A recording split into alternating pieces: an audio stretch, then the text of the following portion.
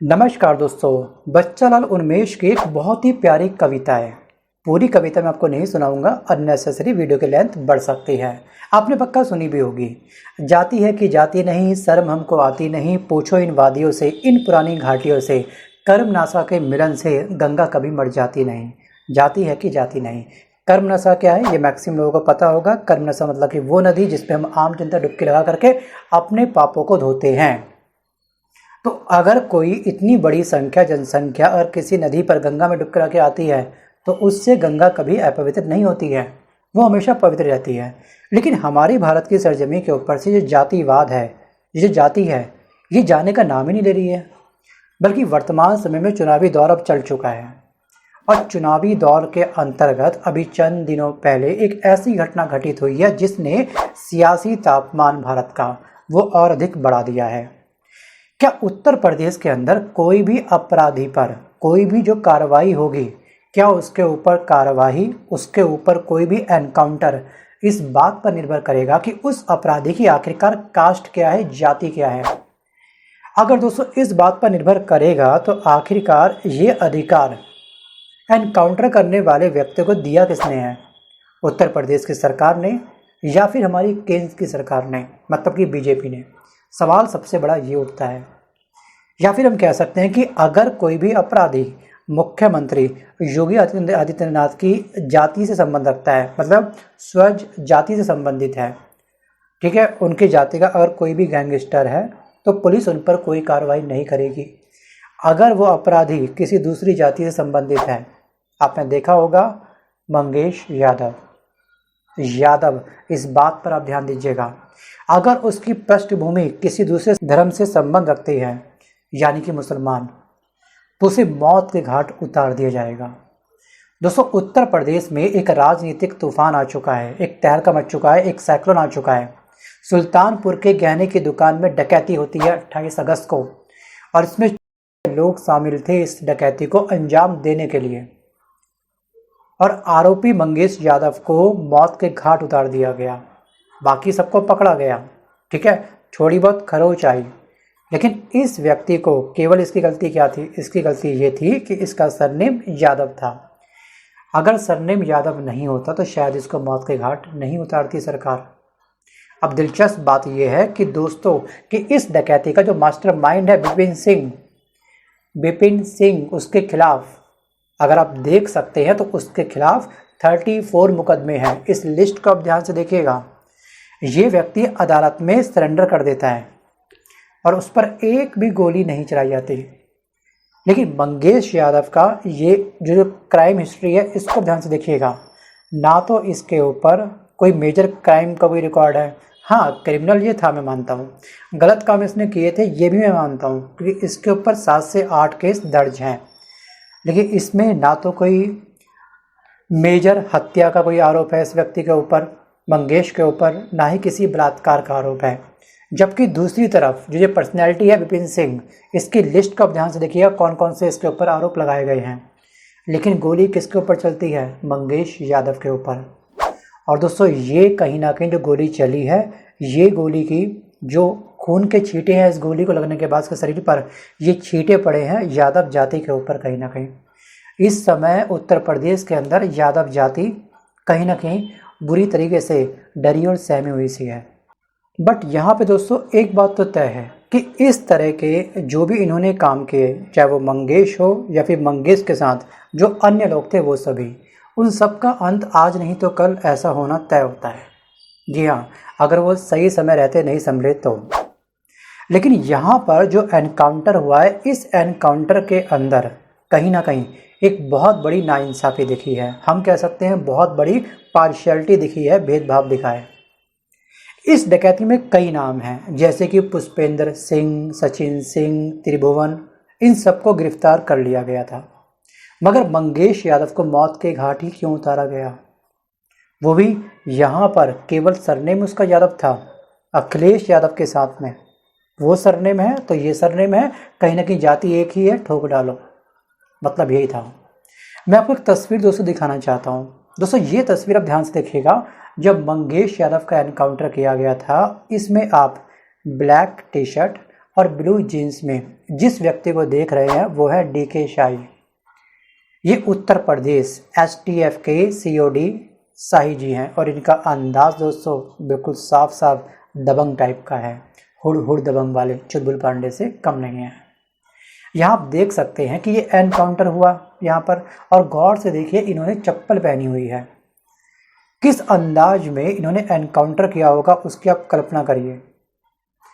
क्या कोई भी एनकाउंटर करने वाला व्यक्ति अगर उसको कहीं से टिप मिली है या फिर किसी के पीछे अगर वो पड़ा भी है किसी भी अपराधी के पीछे, तो भागने के समय, ठीक है, किसी भी जो प्रॉपर जो रूल्स रेगुलेशंस होते हैं किसी भी अपराधी को पकड़ने के लिए, तो उसमें आपके लिए रहना बहुत ज़रूरी है।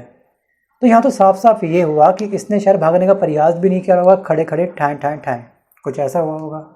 या फिर मैक्सिमम ये भी चीज़ देखा गया है कि प्रमोशन पाने के लिए कभी कभी फेक एनकाउंटर होते हैं। आपने मूवी देखी होगी एक बार, है ना, वो कौन सी थी मूवी का नाम मुझे ध्यान नहीं आ रहा है, जिसमें वो था अक्षय कुमार था, है ना। आप मुझे कमेंट करके बताना कि उस मूवी का नाम क्या था जिसमें फेक एनकाउंटर किया था उसने, जॉली LLB Part 2। हाँ, याद आ गया दोस्तों। यहाँ पर आज कटघरे में सिर्फ ये DK शाही नहीं बल्कि कटघरे में आज पूरी उत्तर प्रदेश की जो सरकार है वो भी आ चुकी है कटघरे के अंदर। अब सवाल ये होता है खड़ा कि आखिरकार इस मंगेश यादव के ऊपर ही गोली क्यों चलाई गई। बाकी के ऊपर थोड़ा बहुत छींटे पड़े हैं, मतलब कि थोड़ा बहुत इनको लगी है, लेकिन इस तरह से नहीं जिस तरह से इसकी हत्या की गई है। जी हाँ, 7 मुकदमे दर्ज हैं, आपराधिक इतिहास मंगेश का भी रहा है, ये भी कोई दूध का धुला नहीं था, बिल्कुल मानता हूँ। वहीं पर उत्तर प्रदेश में मुख्यमंत्री योगी जी ये बोलते हैं कि मंगेश का एनकाउंटर हमने किया, ठीक है, कभी कभी ऐसा करना बहुत ज़रूरी होता है, लेकिन जो विपक्ष जो सपा पार्टी है, मतलब अखिलेश यादव की जो पार्टी है, वो इस चीज़ को लेकर काफ़ी खफा हो रही है, हम पे कीचड़ उछाल रही है। क्योंकि उस समय जो ज्वेलरी शॉप थी उसमें हर धर्म के लोग थे, हर जाति के लोग थे, अगर उन्हें कुछ हो जाता तो हमने उनकी सिक्योरिटी करने के लिए कहीं ना कहीं इस तरह के जो भी एक्टिविटी में जो संलग्न लोग होते हैं हम उनको इस तरह से मौत के घाट पक्का उतारेंगे। इससे क्या होगा कि डर पैदा होगा। ये बात दोस्तों कहीं ना कहीं अगर इनके पॉइंट ऑफ व्यू से सोचें, हम एक दृष्टिकोण केवल वन साइड ही नहीं सोचेंगे, दूसरी साइड भी उनको देखना पड़ेगा, तो कहीं ना कहीं ये बात भी सही है। लेकिन यहाँ पे पार्शियलिटी क्यों करी आपने, सवाल ये खड़ा होता है। क्योंकि कहीं ना कहीं दोस्तों जो न्यायपालिका बनी है उसका काम है न्याय देना, कौन मुजरिम है कौन मुजरिम नहीं है ये डिसाइड करना न्यायपालिका का काम है, ना कि पुलिस वालों का। तो यहाँ पर उसके बाद में जो यूपी सरकार, जो योगी सरकार है, योगी सरकार की बहुत ही किरकिरी होनी स्टार्ट हो चुकी है। और कहीं ना कहीं इनका दोस्तों विधानसभा चुनाव के अंदर ये वोट प्राप्त करेंगे ना। इस बार आपने देखा अयोध्या में क्या हुआ, अब विधानसभा चुनाव के अंदर और भी ज़्यादा इनका रिकॉर्ड काफ़ी नेगेटिव होने वाला है। Think about it. बाकी आपके इसमें क्या राय है आप मुझे कमेंट करके पक्का बताइएगा। दोस्तों मंगेश यादव की आज माँ योगी सरकार से इंसाफ की दुहाई लगा रही है और आम जनता को और योगी सरकार से ये कह रही है कि मेरे सामने कुछ पुलिस वाले आए मेरे घर पर और मेरे बेटे को घर से उठा करके ले गए और मुझे केवल इतना बोला था कि हम केवल आपके बेटे को पूछताछ के लिए लेके जा रहे हैं और पूछताछ के बाद हम इसे छोड़ देंगे। बट अब माँ ये कह रही है कि उसकी लाश वापस क्यों लौट कर आई, आपने तो ये कहा था केवल हम पूछताछ के लिए लेके जा रहे हैं, जबकि उसकी डेड बॉडी घर पर वापस आती है। दोस्तों जब मंगेश यादव का एनकाउंटर हुआ था तब उसके पिता गुजरात में थे, उनकी गैर मौजूदगी में मंगेश यादव को घर से उठाया गया पूछताछ के लिए या फिर एनकाउंटर के लिए, क्योंकि उस समय सिर्फ इस मंगेश यादव की माँ थी घर पर और एक बहन थी, बस। जब महिलाएं थी घर के अंदर तब बस इसको उठा करके ले गए। और पिताजी का ये कहना है कि यहाँ पर मेरा बेटा अपराधी नहीं है, वह मेरे साथ ड्राइवरी करता था। और सबसे बड़ा सवाल है दोस्तों कि मंगेश यादव इतना क्रूर अपराधी था क्या कि उत्तर प्रदेश STF ने उसे मौत के घाट उतार दिया। और सबसे बड़ी बात दोस्तों ये है कि मंगेश यादव के जितने भी साथी इस डकैती में शामिल थे या आरोपी थे, उन पर तो और भी कई सारे गंभीर आरोप हैं, तो वो कैसे बच गए। अब इस बात को लेकर के अखिलेश यादव ने एक पोस्ट किया। दोस्तों इस वीडियो के अंत में मंगेश यादव की सिस्टर ने रिपोर्टर्स को कुछ बयान दिया है, बताया है कि उस रात आखिरकार क्या क्या घटित हुआ था। तो उस चीज़ को आप अच्छे से सुनिएगा, वो वीडियो में अटैच करूँगा इस वीडियो के एंड में। बट उससे पहले हमको समझना है कि आखिरकार अखिलेश यादव ने क्या क्या ट्वीट करा है, क्या पोस्ट किया है इस एनकाउंटर को लेकर के। पहला इनका दोस्तों पोस्ट ये है कि 2 दिन पहले जिसको उठाया और एनकाउंटर के नाम पर बंदूक सटा करके गोली मार करके हत्या कर दी गई, अब उसकी मेडिकल रिपोर्ट बदलवाने का दबाव डाला जा रहा है और इस संगीन शासनीय अपराध का जो सर्वोच्च न्यायालय है वो तुरंत संज्ञान ले, इससे पहले कि सबूतों को मिटा दिया जाए। तो ये रिक्वेस्ट करी है अखिलेश यादव ने सर्वोच्च न्यायालय से।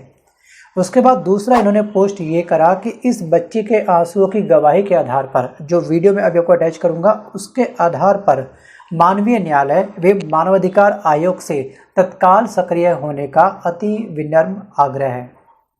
सत्ताधारियों और उनके समर्थकों वे नाजायज कृत्यों में लिप्त भाजपा सरकार के अधिकारियों की अंतरात्मा से भी मेरा आग्रह है कि अगर उसके अंदर हृदय शेष है और अंश मात्र भी संवेदनशीलता उनके अंदर बची है तो वे भी इस बच्ची के दुख दर्द को अपने परिवार के किसी बच्ची का दुख दर्द समझ करके इसके आंसू पर, ठीक है, व्यथा विलाप का भी संज्ञान लें।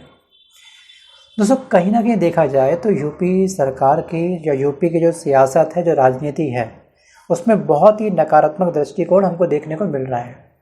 अब अगला ट्वीट आप ध्यान से देखिएगा, ये ट्वीट है संजय शर्मा का।